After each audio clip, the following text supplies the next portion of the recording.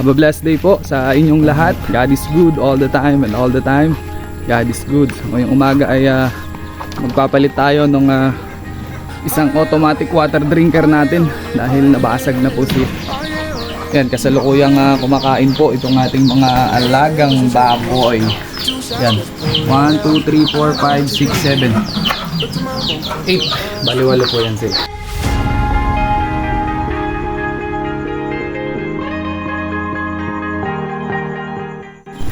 So yun, nandito po ako ngayon sa likuran ng aming mini backyard farm at papalitan po natin itong isang galon natin na ginagamit para dun sa ating automatic water drinker. So yan po yan, bali apat yan dahil apat na butas to at nandun po yung iba. Ayun. Ito papalitan natin kasi nabasag na po siya. May kanya-kanya po yan na galon kada isang butas.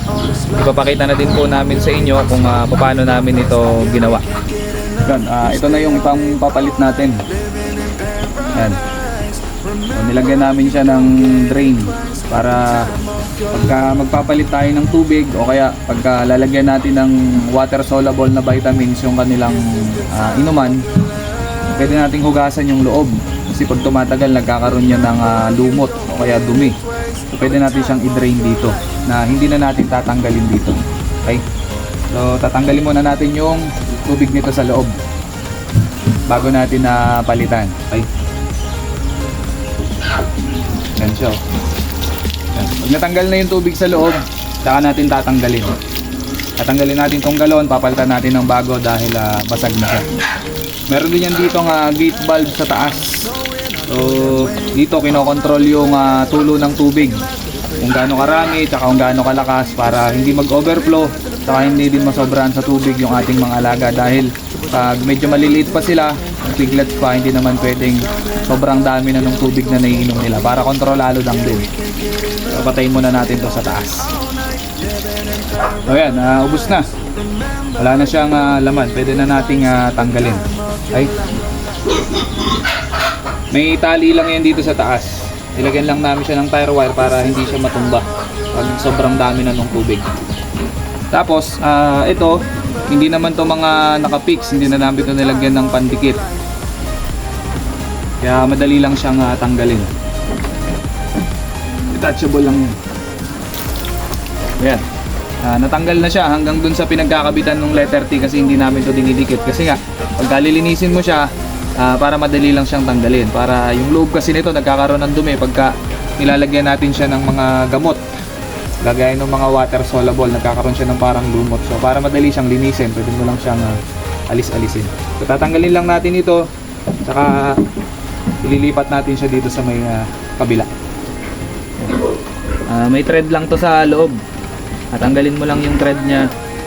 Tapos ikutin mo lang ito. Sana yan matatanggal. Yan. Wala na. Tanggal na. Ito hindi na natin kailangan kasi meron na dun sa isa. Yan, meron na siyang sarili.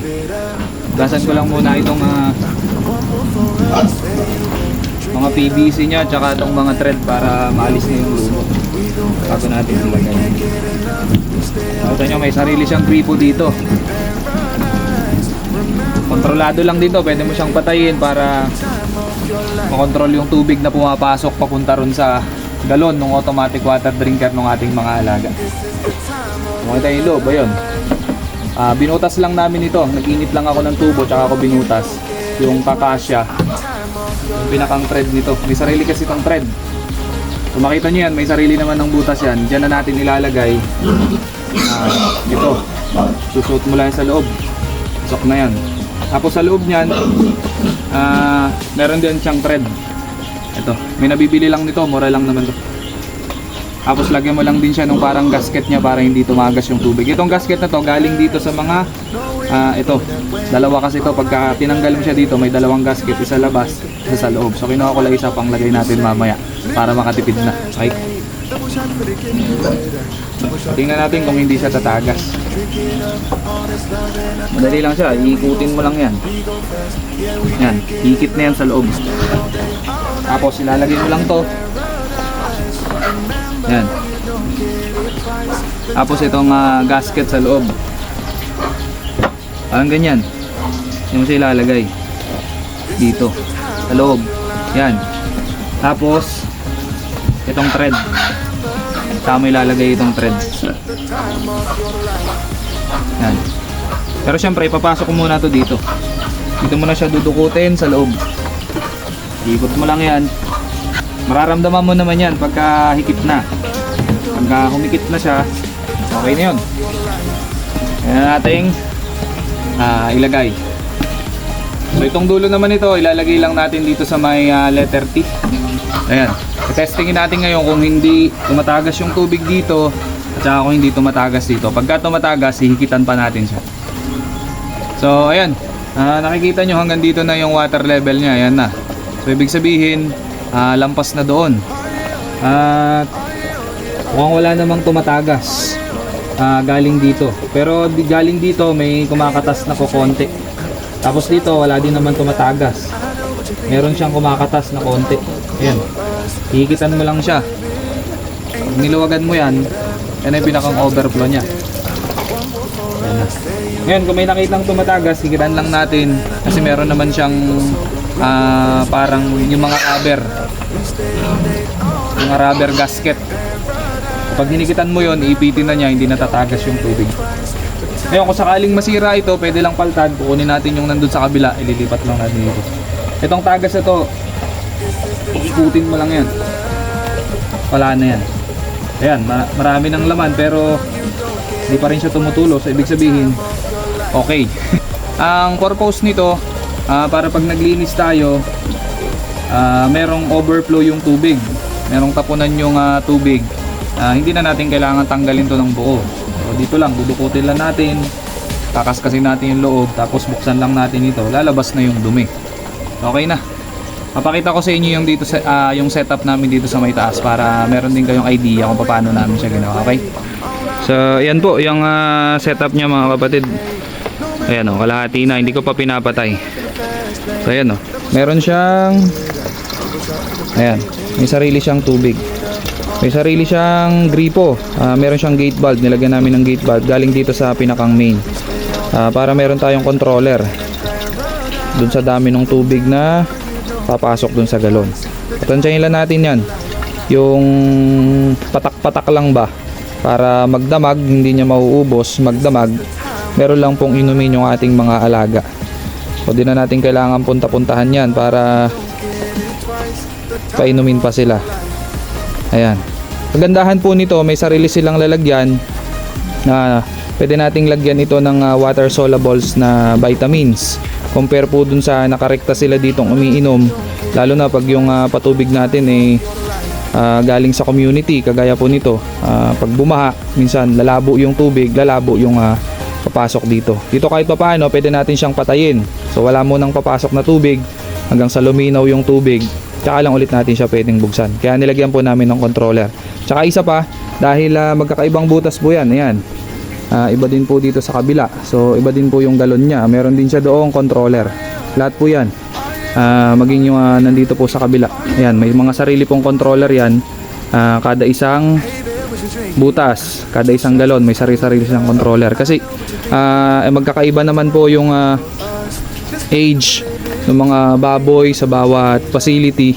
Kaya mahalaga din na magkakaiba din itong galon nila para yung water soluble at vitamins na pwede nating ilagay, syempre magkakaiba din. Baka mamaya lumalambot ang dumi nito sila, and then ito naman okay lang naman. So syempre dapat magkakaiba din yung nilalagay natin dito sa mga ito.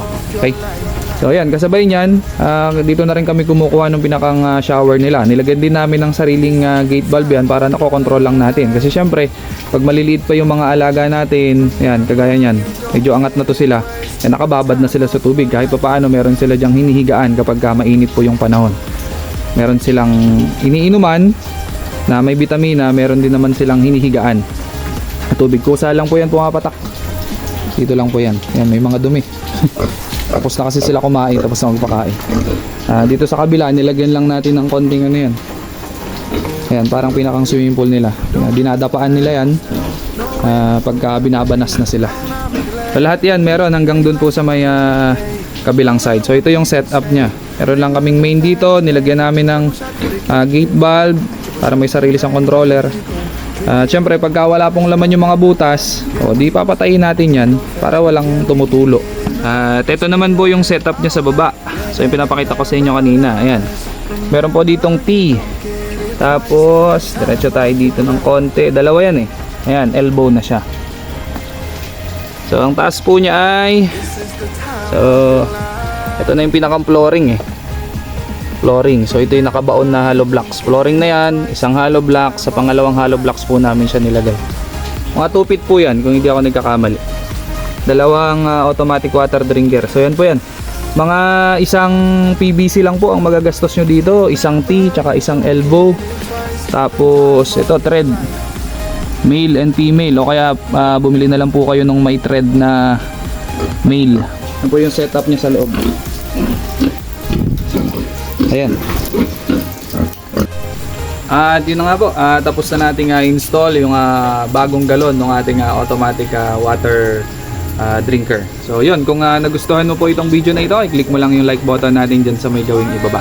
At kung meron ka pong mga nais malaman o katanungan tungkol po sa video na ito, nais mong malinawan, lagay nyo lang po doon sa ating comment section para pag-usapan po natin yun. Makapag-share din po kami ng info sa inyo, lalo na po doon sa mga kapatid natin na nagsisimula pa lamang sa pagbubuyan at gustong magkaroon ng idea para ma-improve nila yung kanilang facility. At kung hindi ka pa nakasubscribe sa channel na ito, i-click mo lang yung subscribe button natin dyan para updated ka dun sa mga latest video na i-upload namin sa mga susunod na panahon. At huwag mo na rin kalimutang i-click yung mga video na lalabas dyan sa may gilid ng screen mo. Panoorin mo ito para masundan mo yung topic and series ng mga video na ina-upload namin dito sa channel na ito. So yun lang muna para ngayong araw. God bless, happy farming, see you next time. Remember, you don't get it twice. The time of your life.